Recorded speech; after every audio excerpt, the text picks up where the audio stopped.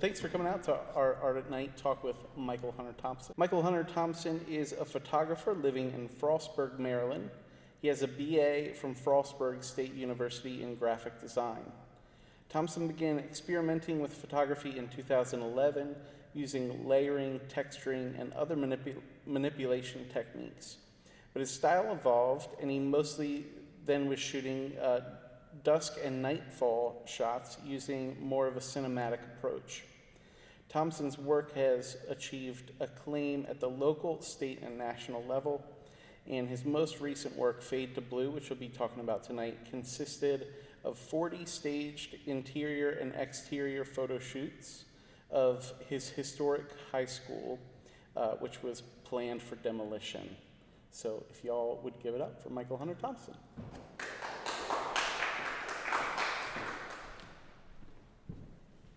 All right, thanks, Corey. Okay, so this is a picture I took of this is like in the middle of the demolition. I thought it looked like a layer cake, but it was sad, more sad. You wouldn't celebrate with a cake for that. So just a quick history of the high school. This is in Cumberland, Maryland, which is about an hour and 20 minutes, I guess, to west of here. It's in the mountains. So it was established in 1887.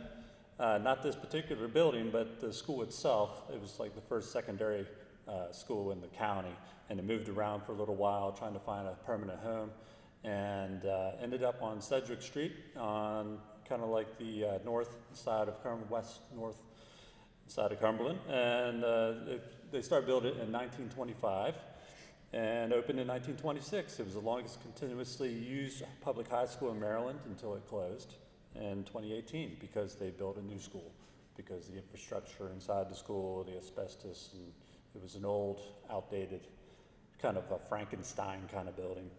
And then, like, when the new building opened, this building, the one project was about, just sat. And it was kind of just sad because it's kind of like in a secluded neighborhood as to begin with. So people would go up there and it would get vandalized, people would break in, cops were up there all the time. And it was just kind of in a limbo state. They were thinking about possibly refabbing it and repurposing the building. And ultimately, they decided to tear it down. We kind of already went over this.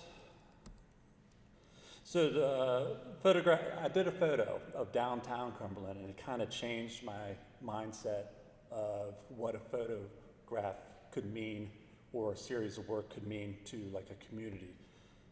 So this is a photo of downtown Cumberland that I staged for actually a show here at the Delaplane, and I called it Night Walker. You can see the woman that's putting up the sign, the letters, she's spelling out Night Walker. Might not be able to see that, but it's all staged. It took forever to plan it. I had to get all kinds of people to agree for me to do this. All the property owners and business owners had to turn on lights for me after hours and all kinds of stuff, people holding lights. And it just worked out the way I wanted to in my mind, but it took a long time to plan. But while we were doing it and setting it up, the people that were taking pictures of kind of like the behind the scenes stuff that I was doing, just setting up the photo and kind of like the whole setup. So I started thinking that the figures, I've done these photos, like stage photos, like Gregory Crutzen style photos for a while, and it always, the people that are in the photos are kind of not reluctant, but they're a little like, what are we doing here? When I ask them to be the figures. And every time they show up and we go through the experience, they love it. Like afterwards, they're just like so in love with the process. So the figures that are in the images, they kind of take a ride with me through the whole experience, and that relationship, we have this bond afterwards, And the thing about taking that previous picture was, this was all about the change, and it's almost finished now. This whole downtown doesn't look like this now. So that was something that somebody brought up. They were like, we're going to take these behind the scene pictures because people are going to be nostalgic for when the downtown area looked like this. And when it's all changed, people are going to be wanting to see what it looked like. And it got me thinking. I was like, oh, okay, well, when something's about to be changed permanently, especially in a small historical community like Cumberland, people get connected to these places. And they have deep, deep feelings and generational feelings about these places. And when they change, a lot of feelings come up. So documenting the photo shoots, that was a whole new thing I never thought about doing before, and it turned out to be a huge thing for me. So I asked, so the friend that I had documenting behind the scenes just with her phone, she was just taking pictures of me on the big tripod, and there's my daughters there, and my buddy. This was right at the beginning of COVID. So it's basically just documenting what we were doing and the team of people that were involved. And afterwards, we just really enjoyed having that documentation. So right around that time when I took that photograph, the school that I went to that was going to be razed, it became clear that it was going to be torn down. So when I learned this, I kind of went up there. I took my daughters up there, and I was like, okay, you're going to check out where I went to high school. And I was just, a place, like an old house or something, you knew it was going to be torn down. You want to go see it one last time, even though it might be in shambles. So we did that. And whenever we went around, I wanted to see, I had heard a lot of people were breaking in. I wanted to see what it looked like. So we did that. And this is kind of the picture, this is kind of the view I got whenever I looked into the window of the gym. I played basketball. I wanted to see what the gym looked like. And plus, you could easily see the gym. So this picture doesn't really give it justice to the image that I saw in the moment, but there's all this stuff all over the floor. You can see all these footsteps and graffiti, and it just looked like, I was like, oh my goodness. It was kind of jarring, I guess. But like my photography brand was like, man, I wonder if I can get in there and take some pictures. So this is during COVID, like real deal, not real deal COVID, but it was like at the beginning. It was scary, really scary. So I had to like really act fast because I knew that they were going to go in there and take out the asbestos and all this stuff. So I had to, I don't have to go through all this, but I had to like really jump through some crazy amounts of hoops to do this. So what ended up happening was I was going to work at like 4 o'clock in the morning, and because they wouldn't allow me to do the project over the weekend and have a full-time job and a family and all that stuff. So I was doing my job super early in the morning and then going and doing these photo shoots that I planned. I had to get all the county in the building. You had to jump through all these hoops and really make some friends.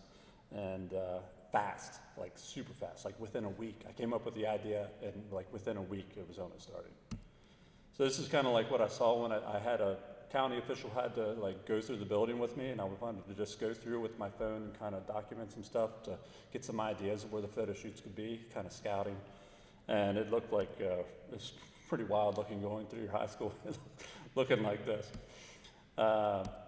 So you kind of get an idea here. All that white stuff is like people went in there and they shot up like all the fire extinguishers. So like all the dust was everywhere. I mean, everywhere. It was pretty wild. But I mean, the photography brain in me was like, oh, you see all these footsteps. It's kind of symbolic of all the students and all the faculty and blah, blah, blah. Yeah, so it was pretty bad. And actually, police, like school shooting drills, they would go into this building and they would have like pellet guns doing all these drills and stuff. So not only was it vandalized, but there was like bullet holes and all these pellet shells everywhere. Here's a better shot of the basketball floor. So, and anyways, I put it out on Facebook. I was like, hey, if I can do this, who's interested? And it went like crazy. I mean, it went insane. My phone for like a full 10 days straight was just like nonstop.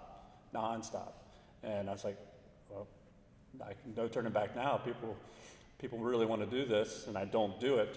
It's kind of be egg on my face. And I knew it was going to be a really huge undertaking, like massive. So I went in there and I I got all the locations where I wanted to do the photos. I planned them all out. I had a capacity for every photo because it was during COVID. You could only have so many people in a space at a time, and it was really complicated. And I used Facebook. Thank goodness for Facebook that I was able to use that to do all the scheduling. I made an event for every photo shoot. People signed up for it. I had a capacity for everyone, and the day of, and I basically got it running, and we were kind of off. And we were off. So, COVID restrictions, we needed to schedule to be, I had a roster for every photo shoot. People signed in. We had masks. We had hand sanitizer everywhere. And every photo shoot was going to be an hour. And then the next, hopefully, I kind of just guessed an hour would be enough time to go in. Every time a group would show up, I'd have to get in front of them. I'd have to explain to them where we're going, what we're doing, what not to do. We weren't allowed to explore the school or anything like that, and because of insurance purposes and stuff. And I had to be extremely efficient, and we couldn't waste any time. So anyways, there was like 3,000, 4,000 people that signed up on Facebook. There was way too many people to actually come and do it. So about 500 people ended up participating. I had 10 photo shoots, and let's see. All the generations, this was a huge part. The generations was, I wanted every photo to have multiple generations. And when the people showed up for the photos, that was a game changer because they all had the same experience inside the same building. Not the same experience, but similar experiences inside the same building.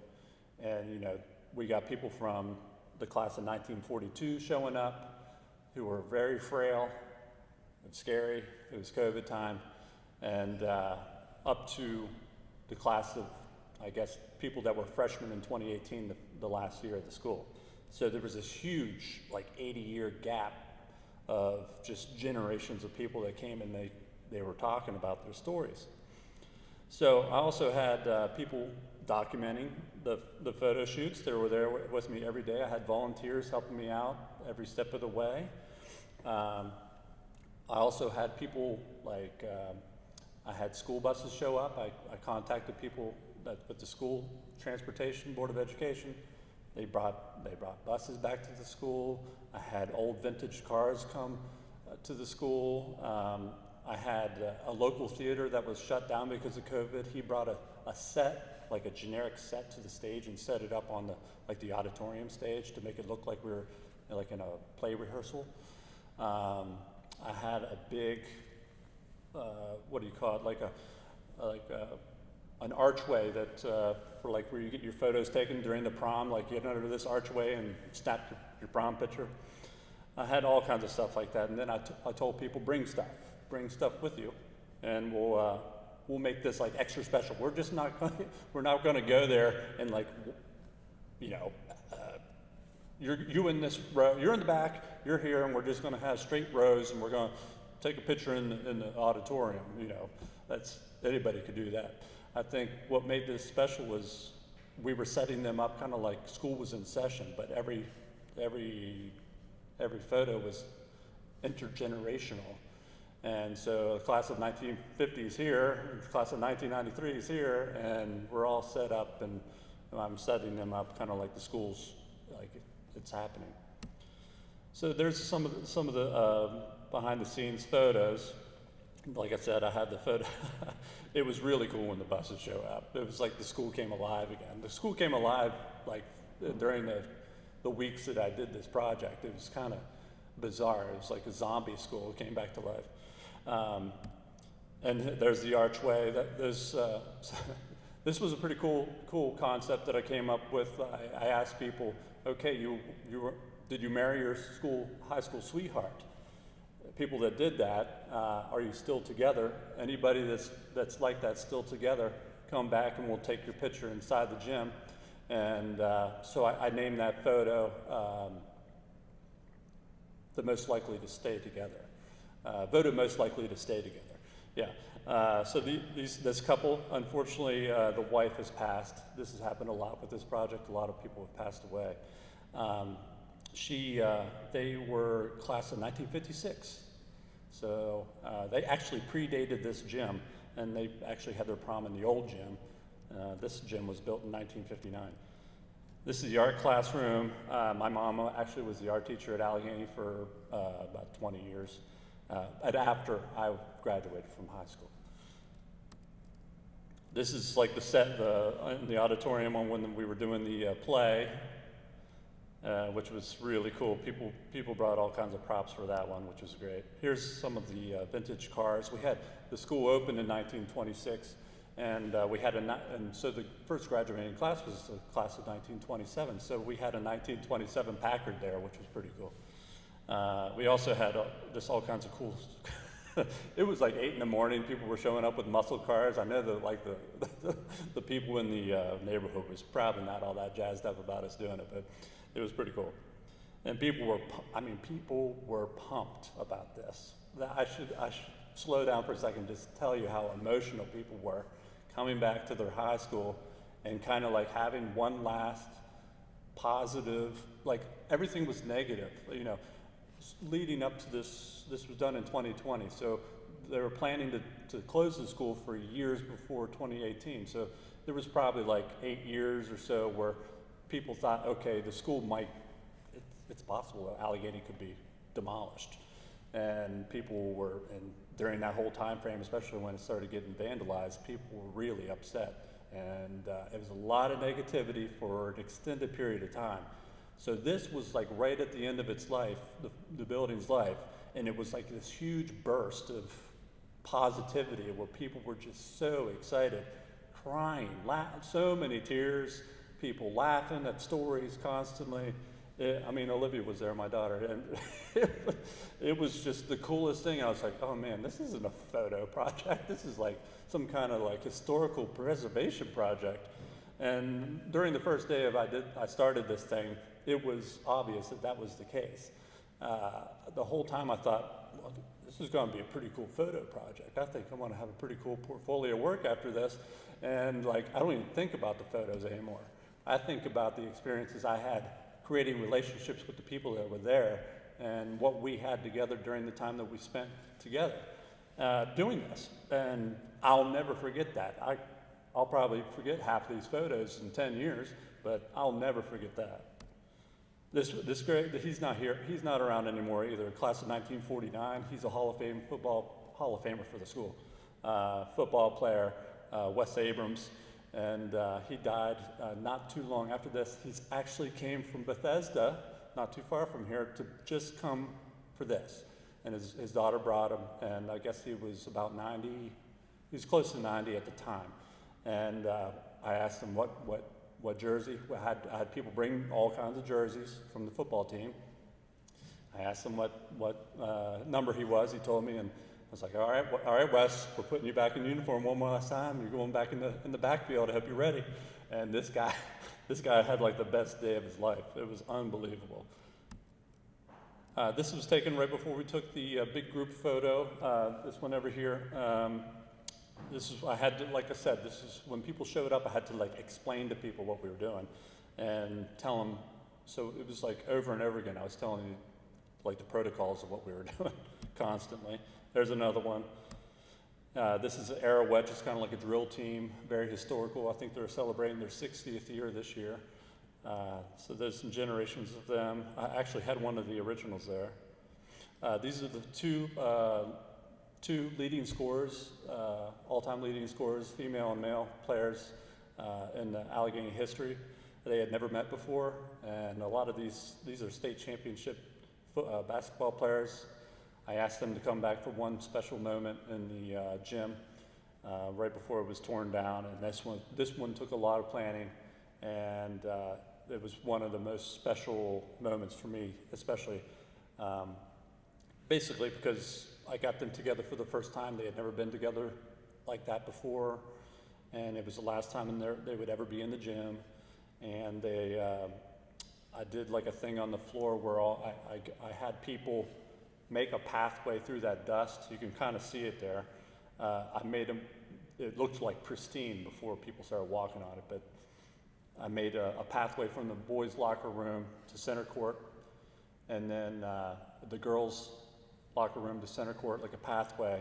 Someone mentioned in like a comment on Facebook, like, oh, if I got in there, I would sweep that floor up and make everything clean again. And I was like, ooh, that's a good idea. Just like symbolically, in the photo itself, they all have brooms, and they're creating the pathway, and they're cleaning off the center court logo, and that's what that was. Here's the photo I had in the auditorium. I could just go on and on about this, but the large group photo was definitely the most challenging because it was during COVID. Only so many people could be in a space at a time. They had to be social distancing. So what I did was I did it in 5 stages, and I did it with a really big tripod. And I set the tripod on the stage and pointing down to the people. And then what I did was every group had a color assigned to them, and every seat in the auditorium had that color on the seat. So when they went in the auditorium, I said, look for pink. If you see pink, that's where you sit. And so on and so forth. And every photo was then put together. I had people bring like memorabilia or whatever they wanted to bring to put in the seat next to them, kind of like a space filler, basically. And this is kind of how it worked out. This photo took me 27 hours to edit together, which was a nightmare. And the ironic part about it is I had COVID while I edited the photo. So there it is. There's 5, and then all together, you can kind of. It took. There was I think 230 people, so I had to go in there almost to the pixelated level, and really mask in. It's like a Photoshop term, masking people in to where it looked as. The hardest part was the light changed during the course of the 5 hours, because there's windows on each side, so it was really bright on one side and then really bright on the other side by the time we were finished, and it was a nightmare. But I made it look as good as I possibly could, and people were really into they were like, oh, that's magic. So anyways, I wrapped up all the photos, and then I tried to get every cross-section of high school life, girls smoking in the bathroom, of course, and then it was obvious that people wanted to tell their stories during the course of the whole project. So what I did was over the next 13 months is I interviewed 100 of the 500 people, and I just was very casual. We went to the bar some of the times, or did some phone stuff because of COVID, and I was just like, tell me your Allegany stories. And they would want to tell me a lot. They had a lot of stuff to tell me, and then I'd start asking them questions if they ran out of content. And then I just basically went through and, we had to have I had to have it transcribed. I had to figure out how to write. And it was a whole process of learning, basically teaching myself how to do it, which it was very rewarding. So it was not hard. Once you had 20 finished, you kind of had it. You're like, oh, okay, I got it now. But when I got to 70, I was like, I think I'm done with this. This is getting out of control. But 100 seemed like a nice round number. So here's the book. The book's over there. Just think about doing a book. This is a self-published book. I paid for everything. It was I could go into all that too, but I won't. It was very intense. But it all worked out, and it was all worth it. I took a selfie a lot of times when we were finished doing an interview. This is just a grid of the selfies, basically showing the connections. This was about connection. This was about community. The photos were just a nice backdrop to all of that. But when it all boils down to it, it's this. This is for sure what the project was all about, and will continue. When people talk about this is what they talk about. They don't talk about the photos.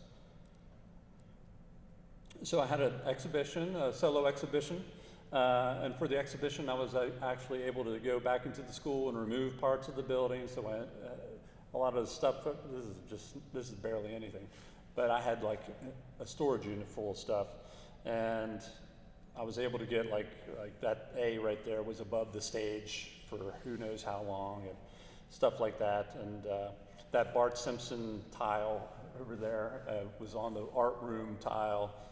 Just cool stuff. Just whenever I walked into the school and got permission to do this, I was like, I don't think that should be demolished. I think that should come out. I don't think that should be, just gone forever.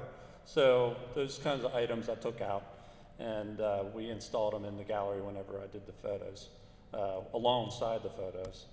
And then I opened my big mouth. I should have said that when we did the big group picture that I did unveil the title of the exhibition and the project itself, Fade to Blue, which was very difficult to come up with a title for this. But since it was like the end of a story, end of everything, instead of fade to black, it's fade to blue. Blue and white is the colors of the school. Then everybody but that's when I unveiled it to everybody. And I did this talk for every group, and we talked about everything. And during that talk, I said, why don't we have a nice, whenever the exhibition happens, why don't we have a big high school party? Let's do it. I don't know if I couldn't get back. I couldn't get back on my word. So I did that too. So it ended up being like a school reunion, basically. Everybody went to the gallery, enjoyed looking at the photos and the artifacts and all that stuff. People came in from out of town. They were all having their reunions during this reunion, and it ended up being this insane party, which I couldn't have asked for anything more. I made it free. I just got a bunch of food trucks. I lined up music. The music was people who were bands in high school at Allegany, and had them come and play today. And they rocked out. I had some students come. They sang. I mean, it was just out of control. And I'll never forget it for the rest of my life. There was probably 2,000 people there, maybe. And here's the storage unit. So I think I've said it a couple times here, but the thing about this project was it started as one thing, and it like organically just, I didn't fight it. It was obvious what the people wanted, and I want to make these people happy. So I just kept going in the direction they wanted me to go in, and I never said no. They wanted a keepsake. I had never done a book before. I knew it was going to be insanely expensive. I knew that framing all the photos was going to be insane, all that stuff. But it was like, it was so fulfilling for me, this experience. I was like, I just had to figure it out.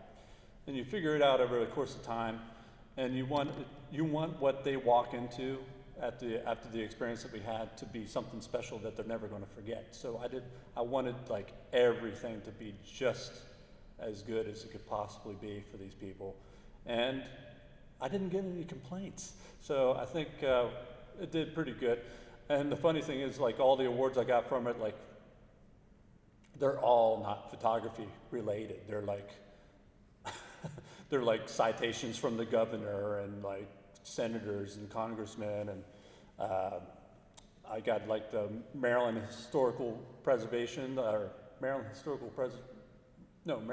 Historical Trust has preservation awards annually, and this won the Community Engagement Award, which was like a whole other thing where the mayor came out and we had this huge thing in front of City Hall, and it was just, I can't explain to you how cool it was. And it was sparked by walking around my school, seeing it was in shambles, wanting to get inside because I'm into photography, and I had just had this other photo I took of downtown Cumberland that I enjoyed that experience, and it just changed everything.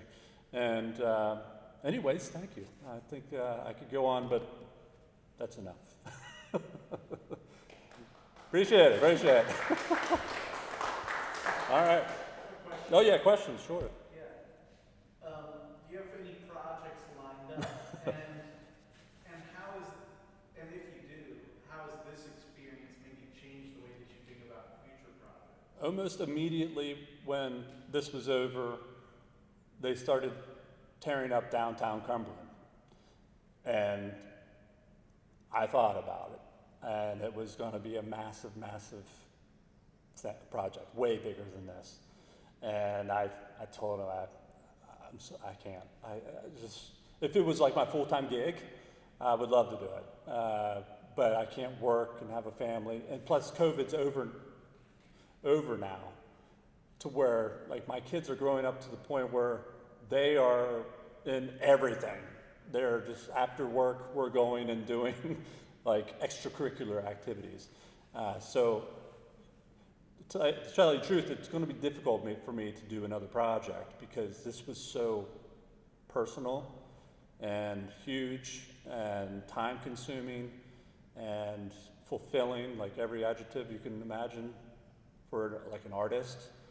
For me to just go do like a regular exhibition now of just photos that I think up and go and take the pictures of, it's going to be hard for me to do that. I haven't done like any work since this. And this was in 2020. I have barely picked up the camera after this.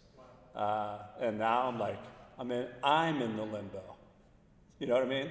Like, where do I go from here? But I know I could, but I only have so much time and like bandwidth to figure out how to squeeze in projects like this.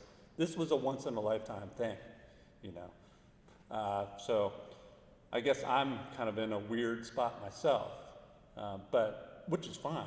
I'm cool with being in between waves. That's fine by me because I know something will come up because it just naturally does. But anyways, I hope that answered your question. Yeah. So anyways, anybody else have a question? A few questions. Okay, give it to me. So when you finished shooting and everything, how much time was between you finishing the whole project and then your exhibition opening? 2023, no, 22. July 2022 is when it opened. Okay. And I started it in September of 2020. Mm-hmm. So I took the photos and they sat. They just sat. I didn't even edit a lot of them for a long period of time because I eventually got to starting this like interviewing process. And I knew the photos were going to be easy for me. Like it's natural. I know how to do it. I didn't know how to do the writing.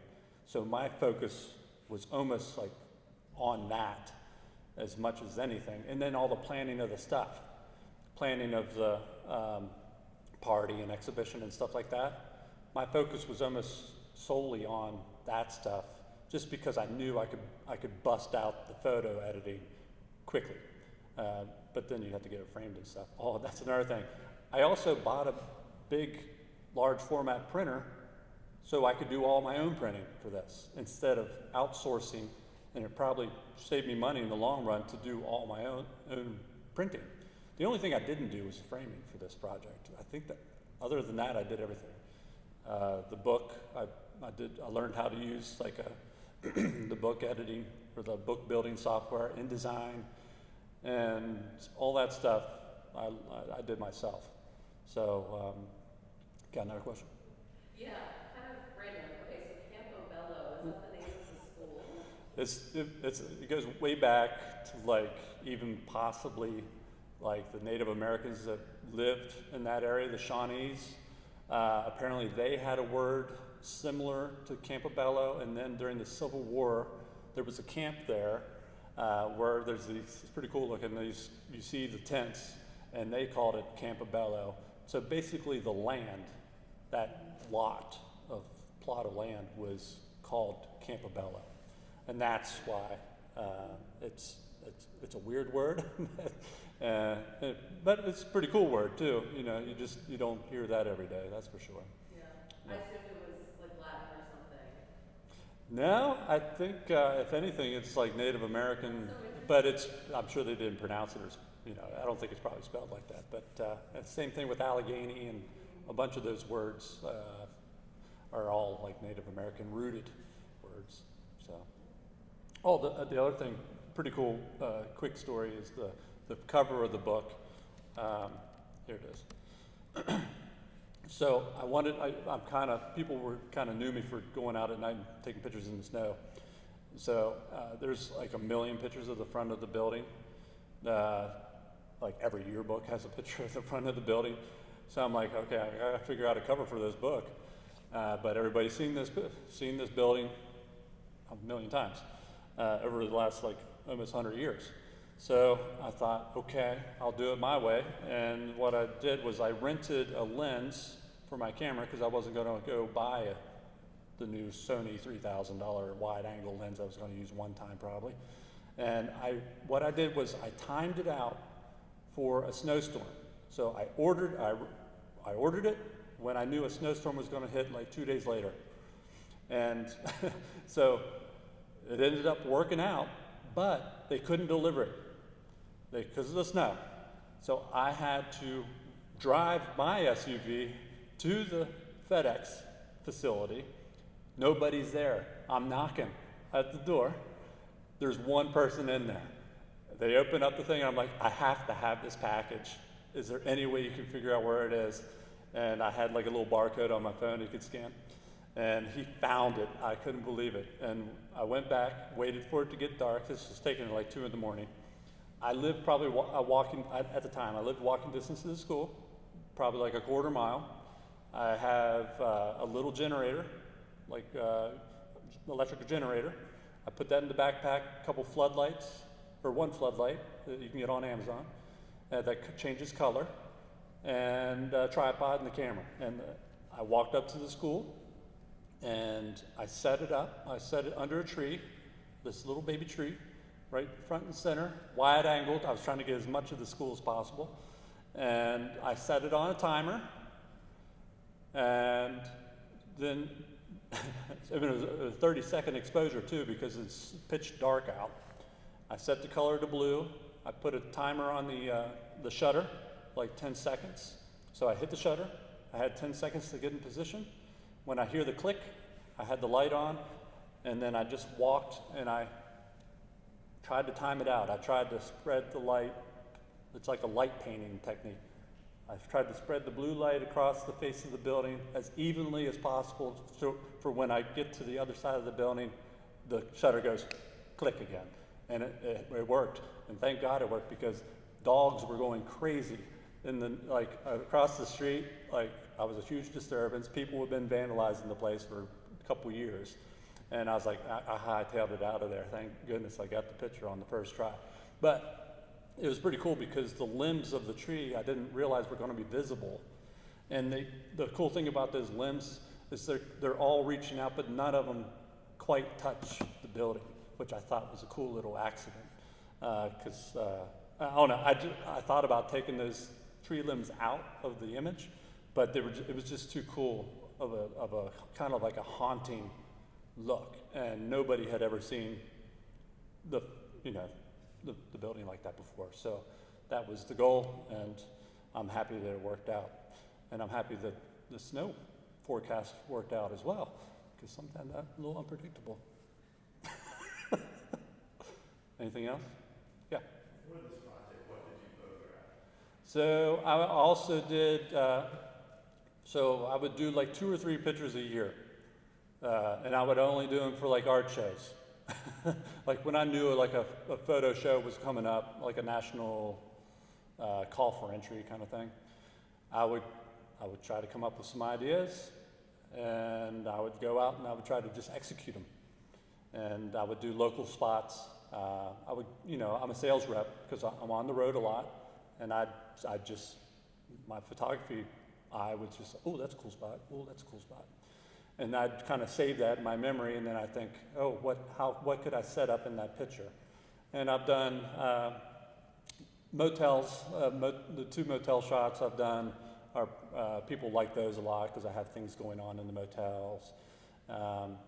And did a couple, like, they're all very, like, if you clicked pause on a movie, like in like a really cool spot in a dark movie, and I tried to make the picture look like that, but in like the table's about to turn, like what's going to happen next, you know, that kind of thing. That's the kind of pictures I take. But I don't show anybody's faces. That's another thing, the like layer I do with my photos is I never show anybody's faces. So this was kind of different for me because I wanted people's faces visible, obviously. So, yeah. Anybody else? I think we're good. Thanks so much. Yeah, thank you. Really appreciate it.